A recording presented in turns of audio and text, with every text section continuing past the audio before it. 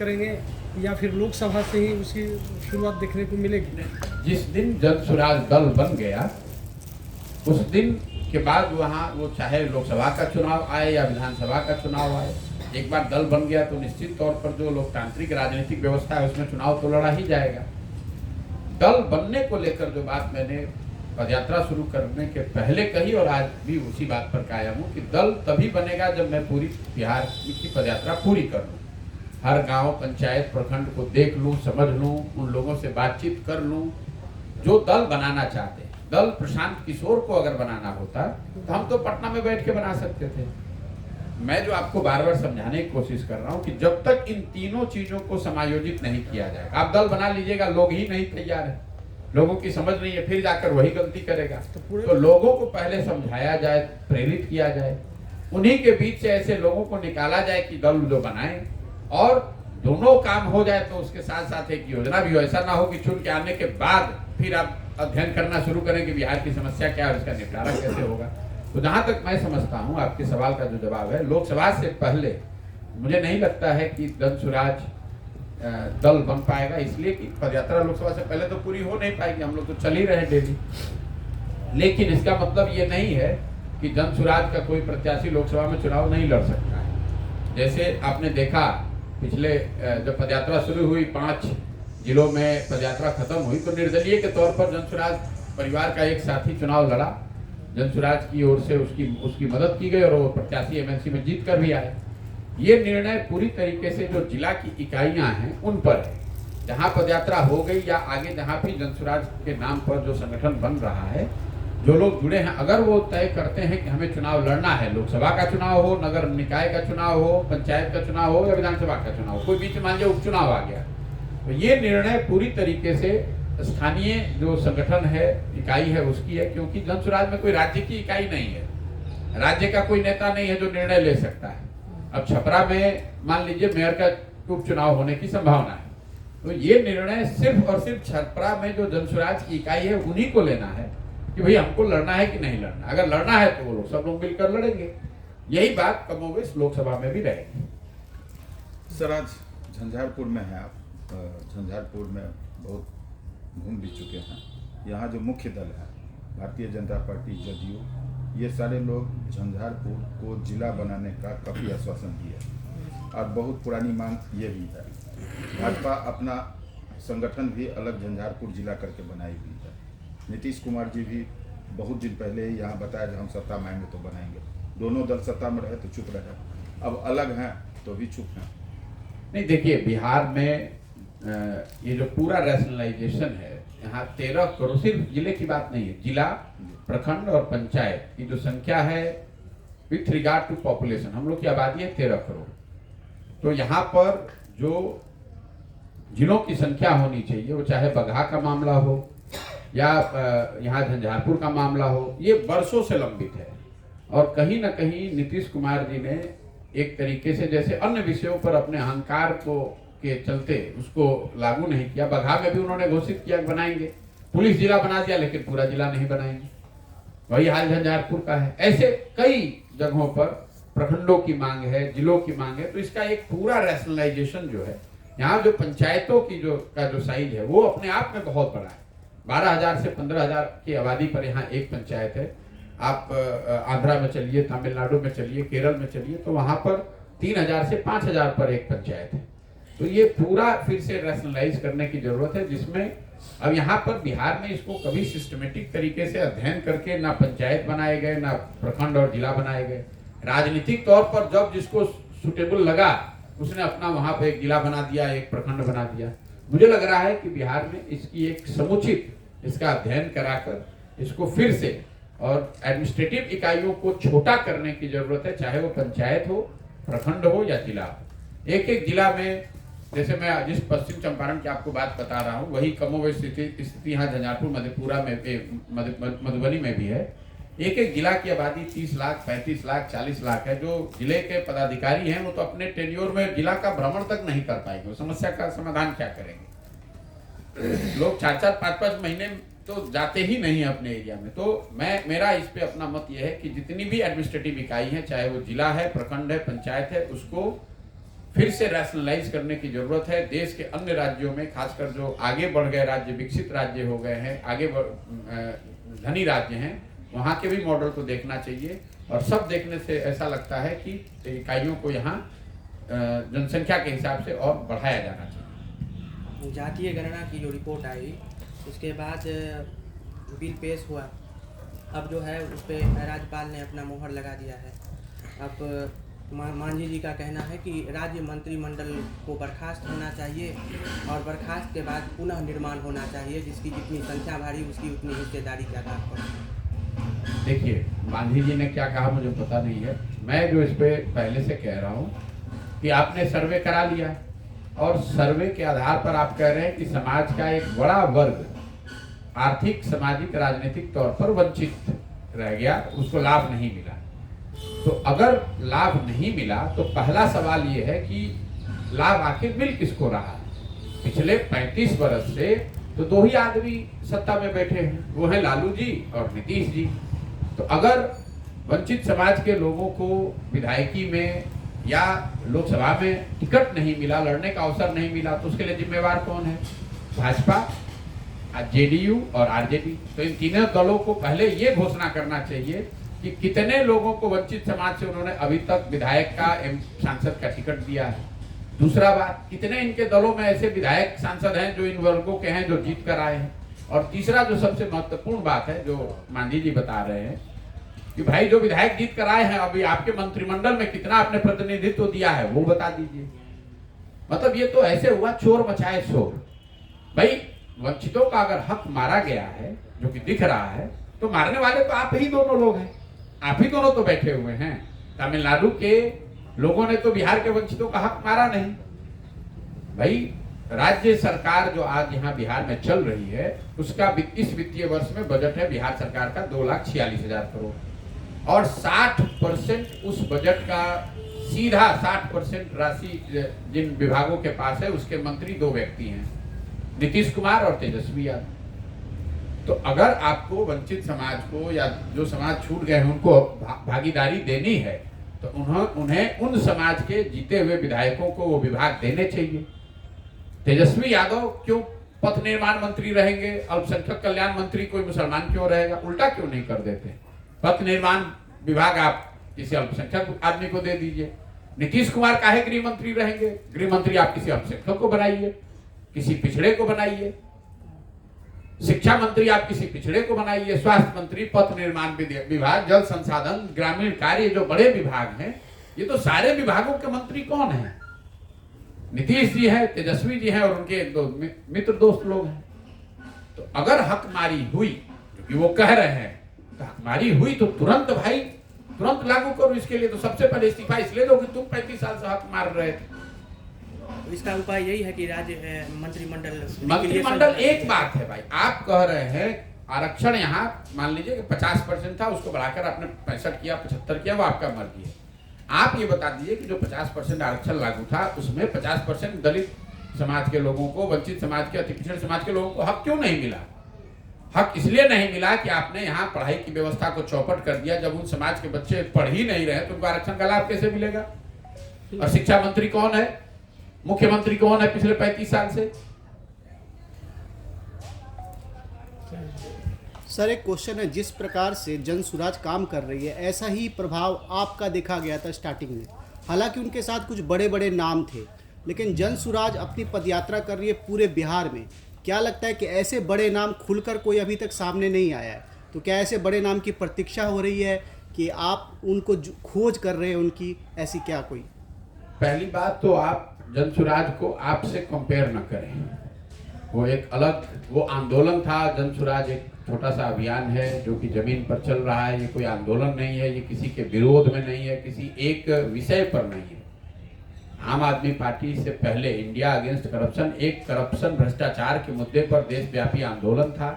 उस आंदोलन से निकली हुई एक शाखा जो आम आदमी पार्टी बनी, जो पार्टी बनकर चुनाव लड़ी, उसमें और जन सुराज अभियान में जमीन आसमान का फर्क है। ये जो पूरा अभियान है ये महात्मा गांधी, आजादी से पहले महात्मा गांधी की जो कांग्रेस थी उससे प्रेरित है, जिसमें बड़े लोगों की खोज नहीं हो रही है, समाज को जगाने की खोज हो रही है। जब गांधी जी ने चंपारण में आंदोलन किया, उस समय देश का कौन सा बड़ा नेता गांधी जी के साथ चंपारण में घूम रहा था? वो तो वहां के नेमलेस फेसलेस किसानों ने उनके साथ आंदोलन किया, और उस आंदोलन, उस सत्याग्रह की ताकत से अंग्रेजों को झुकाया गया। ऐसा नहीं हुआ कि देश भर में जितने उस समय आजादी के लड़ाई में बड़े नाम थे, उन सब वो सब लोग आकर बैठ गए चंपारण में, और चंपारण में उसकी वजह से विजय मिली। वो ताकत किसी बड़े नाम में नहीं, वो ताकत जनता में है। आप चाहे जितने नाम इकट्ठा कर ले, जब तक जनता नहीं समझेगी तब तक कुछ होने वाला नहीं है। दूसरा, आपने कहा कि बड़े नाम का इंतजार कर रहे हैं, तो बिहार में आप जिसको बड़ा और अच्छा, जिसको आप बड़ा मानते हैं और समाज अच्छा मानता है, वो नाम आप हमको दे दीजिए, हम कल ज्वाइन करा देते हैं। कौन सा यहाँ बड़ा नाम है जिसको समाज अच्छा मानता है, वो नाम आप हमको दे दीजिए। और मैं अभी मधुबनी में ही 10 दिन हूँ, 10 दिन के अंदर अंदर मैं दावा कर रहा हूँ उसको मैं जनसुराज के प्लेटफॉर्म से जोड़ दूंगा। नहीं सर, लेकिन भाई जो जिसको आप बड़ा मानते हैं वो तो इतना दागदार है कि उसको जोड़ने का फायदा ही नहीं। उसको जोड़ दिया तो फिर इस अभियान का फायदा ही क्या है? बिहार में बड़ा नेता कौन है, जमीनी नेता कौन है? जो सबसे बड़ा मूर्ख है, जिसको ना भाषा का ज्ञान है ना विषय का ज्ञान है, वो यहाँ का नेता है। जो शर्ट के ऊपर गंजी पहन ले, वो यहाँ का नेता है। जो बदमाशी करे, लूट मार करे, भ्रष्टाचार करे, चोरी करे, वो बड़ा नेता है। और आप कह रहे हैं कि वो बड़े लोग नहीं दिख रहे, तो मैं तो बहुत खुश हूं कि वो बड़े लोग नहीं दिख रहे। लेकिन अगर आपकी नजर में कोई ऐसा बड़ा नेता है जिस पर इस तरह के दाग नहीं है, या जिसको समाज समझता है कि नहीं ये बिहार के बहुत अच्छे व्यक्ति हैं, इनको जोड़ना चाहिए, बिल्कुल मैं उनके घर जाऊंगा, उनके पैर पे गिरूंगा, उनका दरवाजा खटखटाऊंगा और उनको इस अभियान से जोड़ूंगा। और भाई सर, शराबबंदी पर मैं सवाल करना चाहूँगा। जो शराबबंदी कानून तो लागू कर दी गई, लेकिन शराब कहीं भी रुक नहीं रही है। लगातार शराब की होम डिलीवरी हो रही है, जैसे कि लगातार सुनने भी आ रहा है, आप भी बोल रहे हैं। तो सर, इसको लेकर के क्या सामाजिक क्रांति होनी चाहिए थी जो समाज के स्तर पर? मेरे भाई, पहली बात, शराबबंदी पर मैंने धीरे धीरे बोलना इसलिए बंद कर दिया है कि पत्रकारों ने, समाज ने, सबने मान लिया है कि ये बिल्कुल बेकार बात है शराबबंदी की बात करना। शराबबंदी करके कोई चीज बिहार में है नहीं। लेकिन इसकी तो 3 महत्व, चूंकि आपने सवाल उठाया, 3 बातों को आप समझिए। किसी भी नीति को लागू करने के लिए आपको ये देखना चाहिए कि क्या दुनिया में कहीं कोई ऐसा प्रमाण है कि शराबबंदी के जरिए किसी राज्य, किसी देश, किसी समाज का आर्थिक सामाजिक उत्थान हुआ हो। दुनिया में ऐसा कोई प्रमाण नहीं है। भारत नहीं, दुनिया में कोई ऐसा प्रमाण नहीं है कि किसी राज्य ने, किसी समाज ने शराबबंदी के जरिए अपना आर्थिक, सामाजिक, नैतिक उत्थान किया हो। दूसरा तर्क ये दिया गया कि शराबबंदी इसलिए लागू किया जा रहा है क्योंकि महात्मा गांधी ऐसा चाहते थे। मैंने इसका भी खंडन किया है। जो लोग भी महात्मा गांधी को पढ़े हैं, समझते हैं, महात्मा गांधी ने शराबबंदी को एक सामाजिक प्रयास के तौर पर उसकी बात कही है। राजनीतिक कानून की बात उन्होंने, सरकारी कानून की बात नहीं कही है। उन्होंने ये कहा कि सरकारों को, समाज को ये काम करना चाहिए इस दिशा में कि शराब लोग न पिए। लेकिन गांधी जी ने यह भी कहा कि लोगों को प्रयास करना चाहिए कि वेजिटेरियन रहिए। कल होकर उसी आधार पर अगर सरकार ये कानून बना दे कि जो नॉन वेजिटेरियन खाएगा उसके घर पर छापा पड़ेगा, उसको जेल में डाल दिया जाएगा, और फिर कहेगा गांधी जी ऐसा कह रहे थे। भाई, गांधी जी ने ये नहीं कहा था। गांधी जी ने ये कहा कि समाज और शासन दोनों को ये प्रयास करना चाहिए कि लोग शराब पीने की जो बुरी आदत है उससे अलग रहे। अब नीतीश कुमार आधा कचरा ज्ञान लेकर पता नहीं कहां उन्होंने गांधी, हमें रोज 1 साल से ये चुनौती दे रहा हूं कि नीतीश कुमार खुद, उनके सरकार में या उनका कोई अफसर गांधी जी का लिखा हुआ वो वाक्य दिखा दें जहां गांधी जी ने ये कहा हो कि सरकारों को कानून बनाकर शराबबंदी लागू करना चाहिए। ना गांधी जी ने ऐसा लिखा ना कहा। तो 2 बातें, दुनिया में इसका कोई प्रमाण नहीं है कि शराबबंदी के जरिए आप आर्थिक सामाजिक लाभ पा सकते हैं। दूसरा, गांधी के नाम पर इसको आप लोगों के आंख में धूल झोंकिए मत। और तीसरा, अगर आपने खुद की विद्वता से इसको लागू किया है तो जमीन पर तो ये लागू है नहीं। बिहार में शराबबंदी, शराब के दुकानों को बंद करने का अभियान है। शराब के दुकान बंद हो गए, होम डिलीवरी चालू हो गई। तो भाई, पूरी दुनिया में आजकल होम डिलीवरी का सिस्टम है। इसका मतलब वो चीजें बिकनी थोड़ी ना बंद हो गई। अमेजोन से जो चीज बिक रही है, फ्लिपकार्ट से जो चीज बिक रही है, तो घर पे आ ही रही है। शराबबंदी से तो सिर्फ नुकसान ही नुकसान है। बिहार की गरीब जनता का करीब 20,000 करोड़ का हर साल का नुकसान हो रहा है। और ये पैसा जा कहाँ रहा है? ये पैसा जा रहा है जो शराब माफिया है, जो भ्रष्ट अफसर है, उसकी जेब में। वो पैसा लूट कर अपने घर ले जा रहे हैं। और समाज में अवैध शराब के कारोबार, शराब माफिया, अवैध शराब से होने वाली मृत्यु, जो युवा हैं वो काम करने के नाम पे शराब के धंधे में उनका लिप्त होना, अलग अलग तरह के नशा का करना, महिलाओं का उत्पीड़न पुलिस के द्वारा करना, ये तो सारी बातें हर दिन चर्चा में, हर दिन चर्चा में। इसलिए शराबबंदी पर तो लोग बात करना ही छोड़ दिए भाई। उत्तर प्रदेश के मुकाबले डीजल और पेट्रोल यहाँ 8 से 10 रुपए महंगा है, वो शराबबंदी का परिणाम है। आप यहाँ रजिस्ट्री कराने जाते हैं, रेंट पे घर लेना चाहते हैं, जमीन रजिस्ट्री कराना चाहते हैं, उसका इंडिया में सबसे ज्यादा दर बिहार में है, वो भी शराबबंदी का परिणाम है। तो आपको आर्थिक नुकसान है, सामाजिक नुकसान है, इसका कोई फायदा है नहीं। पूरे समाज को आपने मतलब शराब के अवैध कारोबार से जोड़ दिया। और इसका जो एक और बड़ा नुकसान हुआ वो है बिगड़ती हुई लॉ एंड ऑर्डर। जितना पुलिस प्रशासन तंत्र है वो शराबबंदी लागू करने, उससे पैसा कमाने, उसको छुपाने बढ़ाने में लगा हुआ है, और जो नॉर्मल लॉ एंड ऑर्डर की प्रक्रिया है, जो काम है, उस पर कोई ध्यान ही नहीं दे रहा है। इसीलिए आप देख रहे हैं पिछले 3-4 सालों से यहाँ कानून व्यवस्था की स्थिति बिगड़ती चली जा रही है। सर, लालू जी की बेटी के जो आपके बारे में बयान दिया उस पर आपका रिएक्शन क्या है? कोई रिएक्शन नहीं। लालू जी की बेटी, अब लालू जी के बेटे यहाँ नेता, आप उनके बेटी पर, उनके नाती पर, उनके घर में काम करने वाले लोगों के बयान पर बयान देने लगे, तब तो हो गया बात। जिसको जो बयान देना है दे। मैंने जो बात कही उसको रोज रिपीट कर रहा हूँ, आज फिर से रिपीट कर दे रहा हूँ। हमने ये नहीं कहा है कि तेजस्वी यादव अच्छे हैं, खराब हैं, ज्ञानी हैं, मूर्ख हैं। हमने ये कहा कि उनकी पहचान बस इतनी है कि वो लालू यादव के लड़के हैं, और 9वीं क्योंकि 9वीं फेल है। अगर नहीं है तो बता दें कैमरे पर कि नहीं है भाई, हम पीएचडी किए हुए हैं। मैंने क्रिकेट की बात कही भाई, मैं पत्रकारों ने कहा कि उनकी जब बात की तो मैंने कहा भाई उनकी पहचान क्या है? उनकी पहचान तो बस इतनी ही है कि वो लालू यादव के लड़के हैं। इसके अलावा पढ़ाई के क्षेत्र में, खेल कूद के क्षेत्र में, सामाजिक कार्यों के क्षेत्र में अगर उन्होंने कोई पराक्रम किया है तो वो बता दें, हम लोग भी उसको सीख लेंगे, उसको नोट कर लेंगे। वो तो खुद उछल रहे हैं वो लोग कि हम उनको अज्ञानी बता रहे हैं। हम कहाँ बता रहे हैं? हम तो खाली जो फैक्ट है वो बता रहे हैं। मान लीजिए कि हमारे बाबूजी डॉक्टर थे तो हम नहीं रोज कह रहे हैं कि हमारे बाबूजी डॉक्टर थे, हमारे दादा बैलगाड़ी चलाते हैं, हम तो रोज कहते हैं। तो अगर आपके बाबूजी मुख्यमंत्री हैं तो आपको बताया जाएगा भाई आपके मुख्यमंत्री बाबूजी थे और इसीलिए आप वहां बैठे हुए हैं कुर्सी पर। इसमें बुरा मानने की क्या बात है?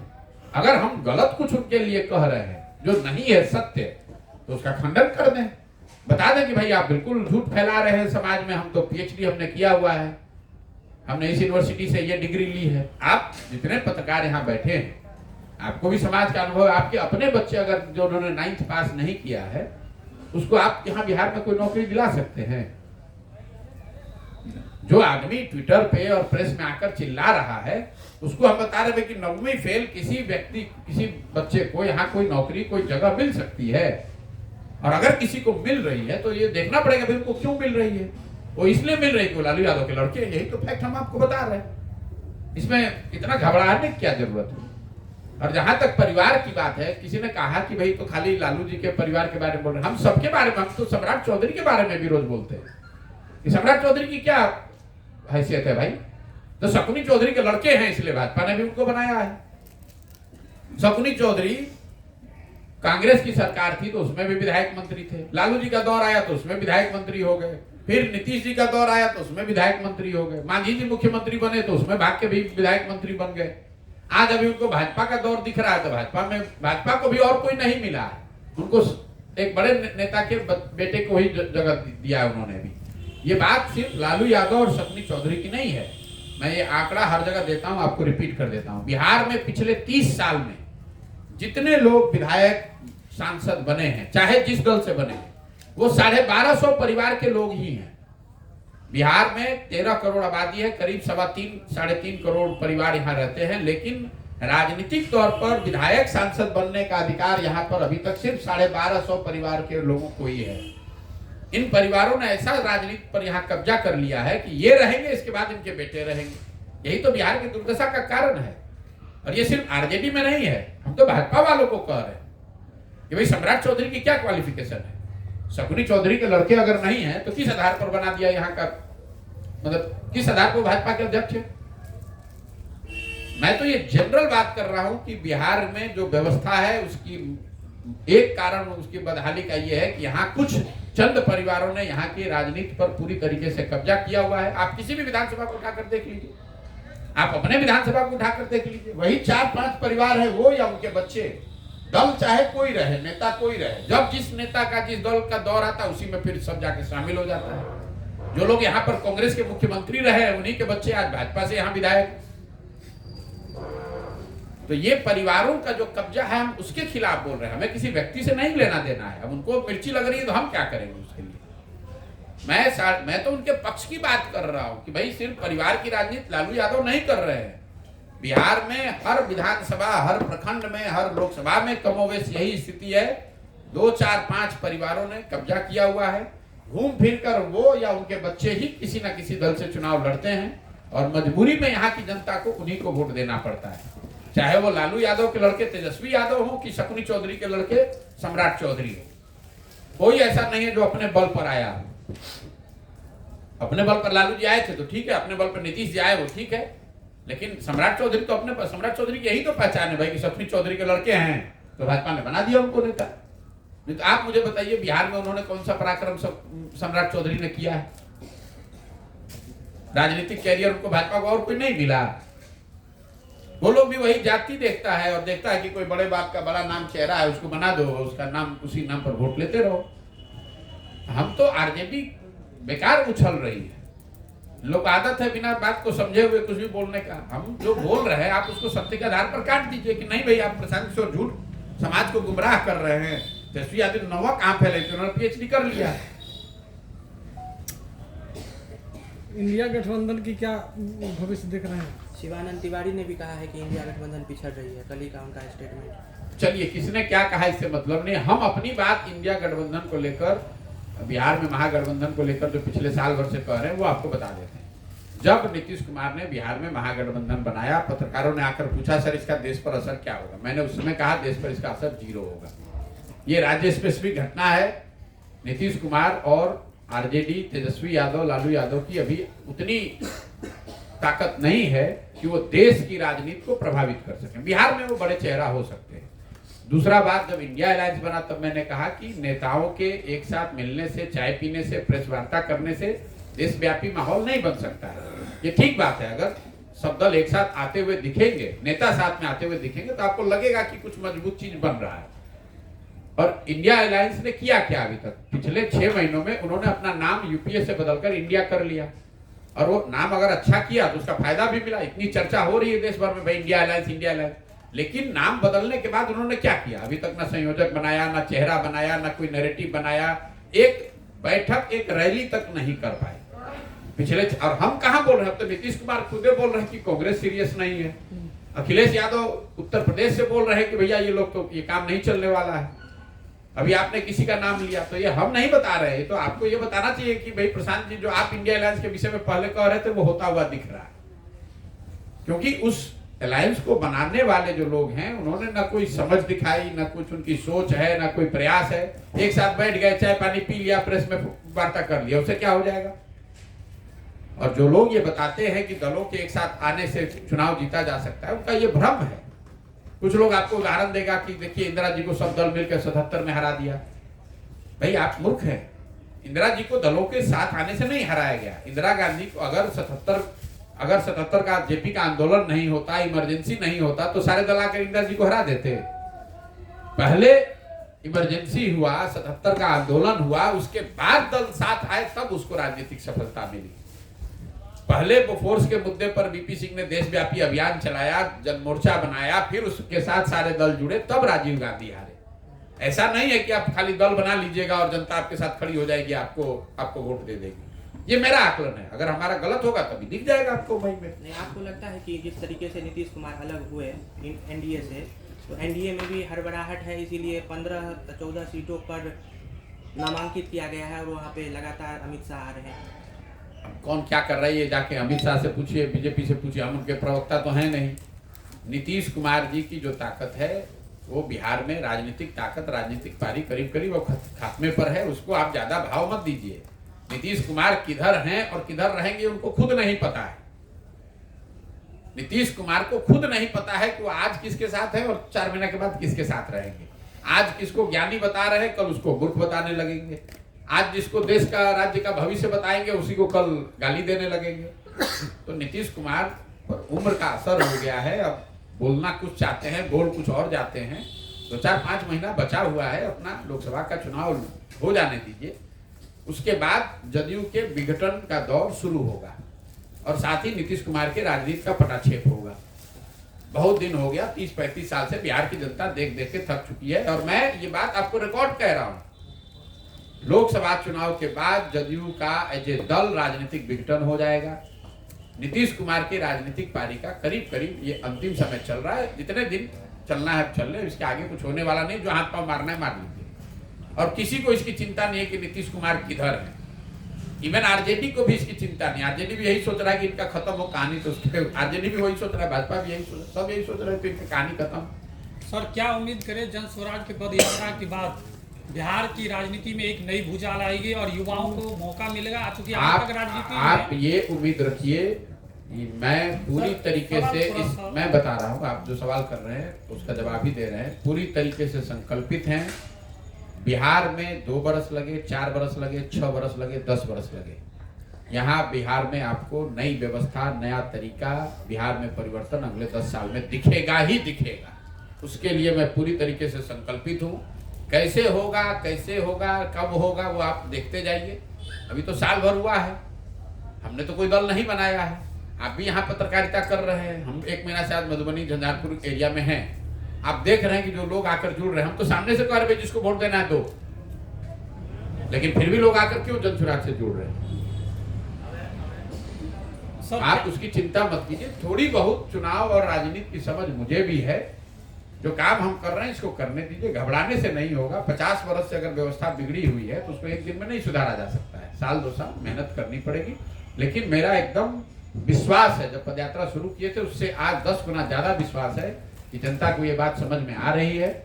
50% से ज्यादा जनता, ये आंकड़े आपको बता देता हूँ, 50% से ज्यादा बिहार के लोग बिहार में नया विकल्प चाहते हैं। इसका मतलब ये नहीं है कि वो जन स्वराज चाहते हैं, हम ये दावा नहीं कर सकते। लेकिन लोग ये चाहते हैं ना भैया, बिहार में कुछ नया होना चाहिए, नया विकल्प होना चाहिए। ये तीनों दलों को, चारों दलों को हम लोगों ने हर तरीके से देख लिया। इन लोगों से बिहार नहीं सुधरने वाला। अब इसको कौन सुधारेगा? जन स्वराज सुधारेगा, आप सुधारेंगे, हम सुधारेंगे, कोई दूसरा सुधारेगा, कोई ना कोई बिहार का ही सुधारेगा।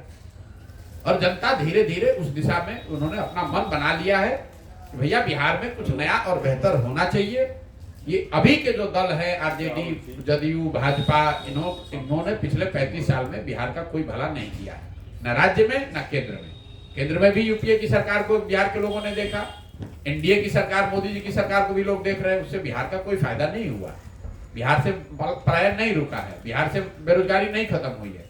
तो कहीं ना कहीं इस बात की समझ बिहार के लोगों को है कि अगर बिहार में परिवर्तन करना है तो हमें समाज के तौर पर जगना होगा, लगना पड़ेगा। और लगने की इस प्रक्रिया में जन स्वराज एक प्रयास है। लोगों को अगर समझ में आएगा तो आगे बढ़ेगा, नहीं समझ में आएगा तो देखा जाएगा। तो सर क्या उम्मीद करें आने वाला विधानसभा का जो चुनाव होगा या फिर उसके बाद पंचायतों का जब चुनाव भाई होगा, मैं सर तो उस चुनाव में मैं एक सवाल कर रहा हूँ सर, उस चुनाव में क्या ये दागदार छवि के जो नेता होते हैं उस छवि से उठ करके कोई IITian होगा, कोई ऐसा होगा जो समाज के लिए डेडिकेटेड हो और वेल एजुकेटेड हो? मेरे भाई ऐसा है, मैं उन नेताओं की भाषा नहीं बोलता हूं कि रोज हर चुनाव के बारे में भविष्यवाणी करने। मैं जीवन में मैंने एक भविष्यवाणी की पश्चिम बंगाल के चुनाव को लेकर। पूरा देश कह रहा था कि भाजपा जीत रही है, मैंने कहा 100 नहीं जीतेंगे, 77 जीते। दूसरी भविष्यवाणी आपके बिहार के नजरिए से मैंने की है कि लोकसभा में नीतीश कुमार के दल जदयू को 5 सीट नहीं आएगा।